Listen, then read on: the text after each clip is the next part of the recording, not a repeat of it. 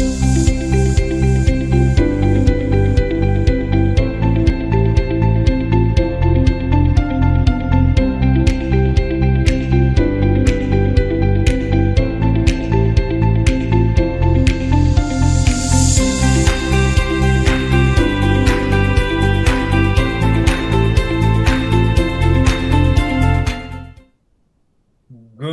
morning and happy Tuesday 10 at 10. I am your host, Richard Charpentier, and today we have some great questions for you. You know the format.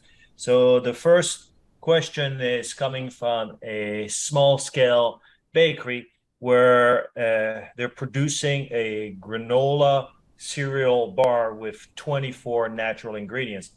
And the biggest concern is the shelf life, and they're only getting 3 weeks, but would love to at least get 2 months. But in experience, do you know how to extend the shelf life using natural or safe label preservatives? So if you make a cereal bar, it all depends of, it's about, to me, shelf life, it's about moisture control. How much moisture is in your product? And what are the issues why your shelf life is not longer? Is this mold? Is this that your product is becoming hard? So shelf life is more than just one thing.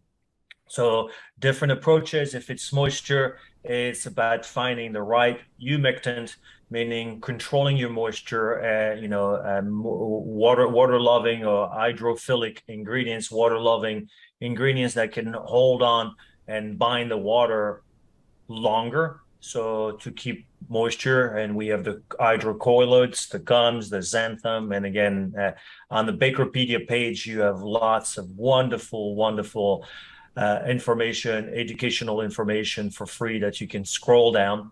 And if it's mold, it goes back to how clean is your bakery, what kind of sanitation program do you have for your bakery, and what's your temperature?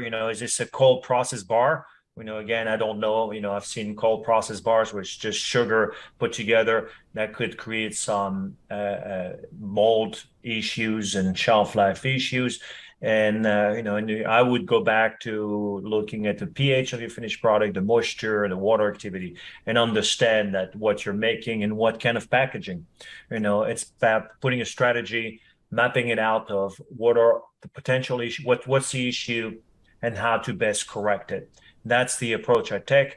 If it's done well, then you can get, with a cereal bar, you can get up to 6 months, maybe a year shelf life done well. So, and again, if you needed more help on this one, I recommend you go to the bakery resources on the Bakerpedia webpage and look for information for a consultant, and bring a consultant on board to at least help you through solving the problem through science and practice of years of experience. So, but great question. So now moving on to our next question. It's regarding what factors can affect the result of a sedimentation test. Sedimentation test is an analytical test that was developed to measure the quality of protein in wheat flour. So overall, it's not used heavily. I've spoken to a lot of people within the industry.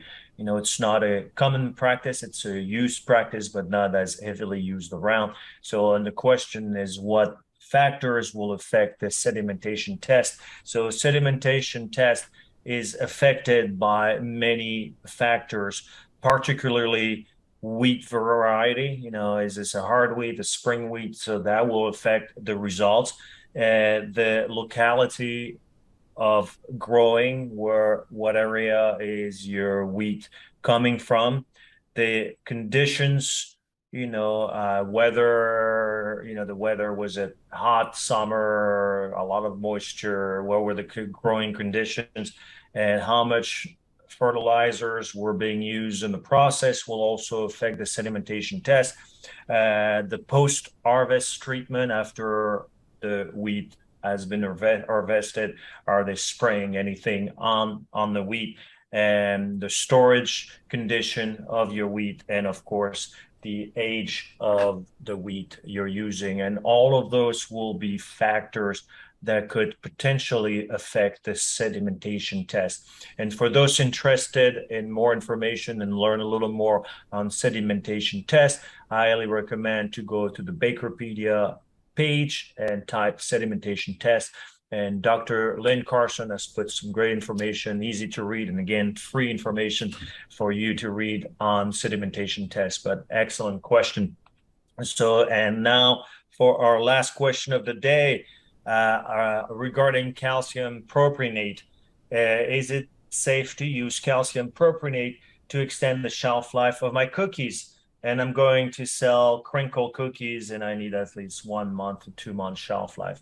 And good question. So, and remember, like I said on the first question, shelf life is about the styling of the product, texture, and the meaning moisture management, and controlling the mold or the any microbial growth happening with your product.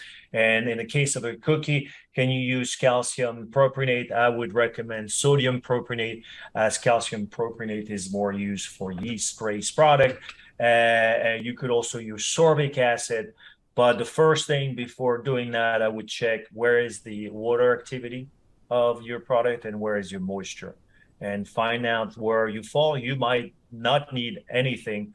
And if you have the right packaging, which I've done in cookies with the proper pH and the proper water activity numbers, I didn't need to add anything else.